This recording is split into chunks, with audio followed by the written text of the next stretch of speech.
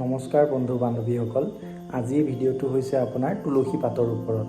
তেন্তে বলকচোন তুলসী পাত খালে আপোনাৰ কি কি উপকাৰিতা হ'ব পাৰে তাৰ ওপৰত অলপ আলোচনা কৰোঁ। তেন্তে বলক আমি ভিডিঅ'টো আৰম্ভ কৰোঁ। তুলসীৰ বৈজ্ঞানিক নাম হৈছে অচিমাম টেনুইফ্লৰাম। তুলসী কফ, কাহ আৰু চৰ্দিৰ বাবে বহু উপকাৰী। তুলসী বহু প্ৰকাৰৰ পোৱা যায়, যেনে কৃষ্ণ তুলসী, ৰাম তুলসী, বন তুলসী, মৰুৱা তুলসী আৰু কপোৰ তুলসী। তুলসীৰ প্ৰধান কাম হৈছে শৰীৰৰ ইমিউনিটি ছিষ্টেম বুষ্ট কৰা, কাৰণ ইয়াত ভিটামিন চি আৰু জিংক আছে।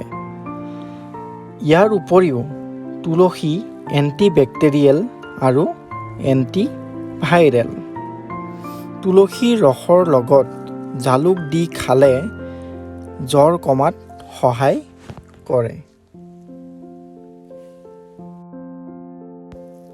নিয়মিতভাৱে তুলসীৰ পাত খালে ষ্ট্ৰেছ, এনজাইটি আৰু ডিপ্ৰেছন নিৰাময় কৰাত সহায় কৰে। তুলসীয়ে স্মৃতি শক্তি বৃদ্ধি কৰাতো সহায় কৰে। ইয়াৰ উপৰিও মুখৰ পৰা ওলোৱা গোন্ধ আৰু মুখৰ ভিতৰত হোৱা ঘাঁহ বা গুটি আদি তুলসীয়ে ভাল কৰে।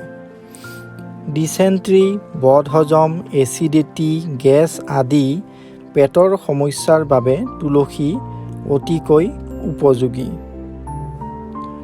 তুলসী লিভাৰ ফাংচন আৰু কিডনীৰ বাবে বহু উপকাৰী।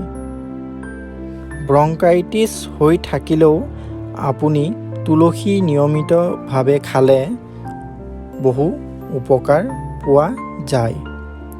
এইখিনিয়ে আছিল আপোনাৰ তুলসীৰ গুণাগুণ। যদি এই তুলসীৰ পাত আপুনি নিয়মিতভাৱে খাই থাকিলে এইখিনি বেনিফিটছ পাব।